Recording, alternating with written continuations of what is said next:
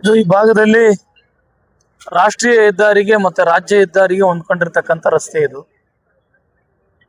ಬಹಳ ಗುಂಡಿಗಳು ಬಿದ್ದಿದ್ದು, ಕಿರಿದಾಗಿತ್ತು. ಮೋಸ್ಟ್ಲಿ ಇದು 5.5 ಮೀಟರ್ ಇದ್ದಂಥ ರಸ್ತೆ, ಜಿಲ್ಲಾ ಮುಖ್ಯ ರಸ್ತೆ. ಬಹಳ ಹಿಂದೆ ಇದ್ದಂಥ ಸರ್ಕಾರ, ಶಾಸಕರು ಮೇಲ್ದರ್ಜೆಗೆ ಏರಿಸಿ ಈ ಭಾಗದ ರೈತರಿಗೆ, ಸಾರ್ವಜನಿಕರಿಗೆ ಅನುಕೂಲ ಮಾಡಿಕೊಡ್ಬೇಕಾಗಿತ್ತು. ಮಾಡಿಕೊಟ್ಟಿರ್ಲಿಲ್ಲ. ಇವತ್ತು ನೆಲಮಂಗಲ ಬಹಳ ವೇಗವಾಗಿ ಬೆಳೀತಾ ಇರ್ತಕ್ಕಂಥ ತಾಲೂಕು. ರೈತರು ಭೂಮಿಯನ್ನ ಹೊರಗಿನ ವೇರ್ಹೌಸ್ ಕಟ್ಟಿರ್ತಕ್ಕಂಥವ್ರಿಗೆ ಮತ್ತೆ ಗೋಡನ್ಗಳು ಕಟ್ಟೋಂಥವ್ರಿಗೆ ಜಮೀನನ್ನ ಮಾರಾಟ ಮಾಡ್ಕೊತಾ ಇದ್ರು. ಅದನ್ನ ನಾನು ನೋಡಿದ್ದೆ, ಕೇಳ್ತಾ ಇದ್ದೆ. ಮುಂದಿನ ದಿನಗಳಲ್ಲಿ ನನ್ನ ಕ್ಷೇತ್ರದಲ್ಲಿರ್ತಕ್ಕಂಥ ರೈತರು ತಮ್ಮ ಭೂಮಿಯನ್ನ ಬೇರೆ ಯಾರಿಗೋ ಮಾರಾಟ ಮಾಡ್ಕೊಳ್ಳದೆ ತಮ್ಮ ಜಮೀನನ್ನ ಉಳಿಸ್ಕೊಂಡು ರಸ್ತೆ ಅಭಿವೃದ್ಧಿ ಆದ್ರೆ, ಇವತ್ತು ಗೋಡನ್ನು ವೇರ್ಹೌಸ್ ಆಗ್ಬೇಕು ಅಂದ್ರೆ ರಸ್ತೆ ಅಭಿವೃದ್ಧಿ ಆಗ್ಬೇಕು. ವಿಸ್ತಾರವಾದಂತ ರಸ್ತೆಗಳಿದ್ರೆ ಗೋಡನ್ನು ವೇರ್ಹೌಸು ಗಳನ್ನ ಕಟ್ತಕ್ಕಂಥವ್ರು, ಬಾಡಿಗೆ ತಗೊಳ್ತಕ್ಕಂಥವ್ರು ಮುಂದೆ ಬರ್ತಾರೆ.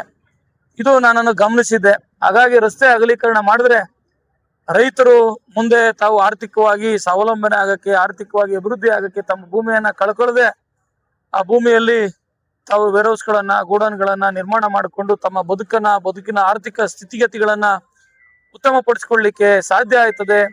ರೈತರು, ಸಾರ್ವಜನಿಕರು, ನೆಲಮಂಗಲ ವಿಧಾನಸಭಾ ಕ್ಷೇತ್ರದ ಜನತೆ ನನ್ಗೆ ಆಶೀರ್ವಾದ ಮಾಡಿದ್ಕೆ ನಾನು ಅವ್ರ ಋಣ ತೀರಿಸ್ಲಿಕ್ಕೆ ಇದು ಒಂದು ಋಣ ತೀರಿಸ್ತಕ್ಕಂಥ ಭಾಗ ಆಯ್ತದೆ. ಹಾಗಾಗಿ ಇದನ್ನ ಮಾಡ್ಲೇಬೇಕು ಅಂತ ಹೇಳಿ ರಸ್ತೆಯನ್ನ ವಿಸ್ತರಿಸಿ ಮೇಲ್ದರ್ಜೆಗೇರಿಸಿ ಅದನ್ನ ಎಲ್ಲೆಲ್ಲಿ ಜಾಗ ಸಿಗ್ತದೆ ಅಲ್ಲೆಲ್ಲ ಎಷ್ಟು ಜಾಗ ಸಿಗ್ತದೋ ಅಷ್ಟನ್ನ ಅಗಲೀಕರಣ ಮಾಡಿ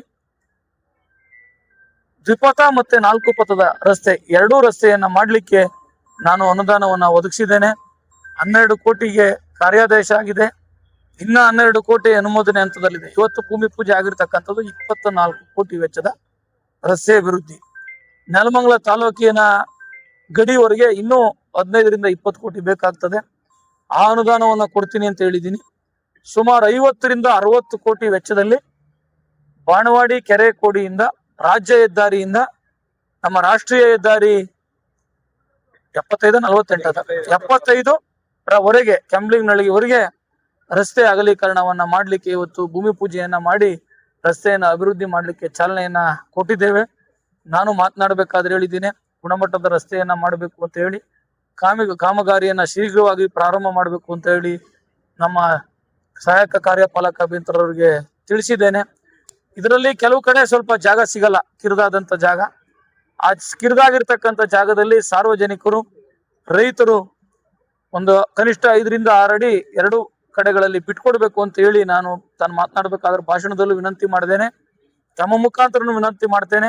ಇವತ್ತು ಈ ಭಾಗದ ರಸ್ತೆ ಅಭಿವೃದ್ಧಿ ಆದ್ರೆ ನಿಮ್ಗೆ ಅನುಕೂಲ ಆಗ್ತಕ್ಕಂಥದ್ದು, ನನಗೇನು ಇದರಿಂದ ಲಾಭ ಆಗ್ತಕ್ಕಂಥದ್ದು ಏನಿಲ್ಲ. ನನ್ನ ಕ್ಷೇತ್ರದ ಜನತೆಗೆ, ರೈತರಿಗೆ ಅನುಕೂಲ ಆಗಿ ಲಾಭ ಆದ್ರೆ ಅದು ನನಗೆ ಲಾಭ ಆಗ್ದಂಗೆ ಅಂತಕ್ಕಂಥದ್ದನ್ನ ನಾನು ಭಾವಿಸಿದ್ದೇನೆ. ಹಾಗಾಗಿ ಇವತ್ತು ಒಂದು ಬಹಳ ಮಹತ್ವಪೂರ್ಣವಾಗಿರ್ತಕ್ಕಂಥ ರಸ್ತೆ ಅಭಿವೃದ್ಧಿ ಭೂಮಿ ಪೂಜೆ ಯಶಸ್ವಿಯಾಗಿ ನಡೆದಿದೆ. ಆ ಯಶಸ್ವಿಯಾಗಿ ನೆರವೇರೋದಕ್ಕೆ ಸಹಕಾರ ಕೊಟ್ಟಂತ ನಮ್ಮೆಲ್ಲ ಮುಖಂಡರು, ಸಾರ್ವಜನಿಕರಿಗೆ ತಮ್ಮ ಮುಖಾಂತರ ಮತ್ತೊಮ್ಮೆ ಧನ್ಯವಾದಗಳನ್ನು ಸಮರ್ಪಿಸ್ತಾರೆ. ರಸ್ತೆ ಜೊತೆ ಪರಿಮಿತಿಯಲ್ಲಿ ಎಲ್ಲೆಲ್ಲಿ ಅವಶ್ಯಕತೆ ಐತೆ ಅಲ್ಲಿ ಎಲ್ಲ ಚರಂಡಿಗಳನ್ನ ಮಾಡಬೇಕು ಅಂತ ಹೇಳಿ ನಾನು ಇಂಜಿನಿಯರ್ ಅವರಿಗೆ ತಿಳಿಸಿದ್ದೇನೆ. ಮಾಡ್ತಾರೆ. ಮತ್ತೆ ಕೆಂಪ್ಲಿಂಗ್ನಳ್ಳಿಯ ಮುಖ್ಯ ರಸ್ತೆಯಿಂದ ಊರೊಳಗಡೆನ ರಸ್ತೆಗೆ ಕಾಂಕ್ರೀಟ್ ರಸ್ತೆಯನ್ನ, ಚರಂಡಿಯನ್ನ ಮಾಡಬೇಕು ಅಂತ ಸಹ ತಿಳಿಸಿದ್ದೀನಿ. ಅದನ್ನು ಸಹ ಮಾಡ್ತಾರೆ.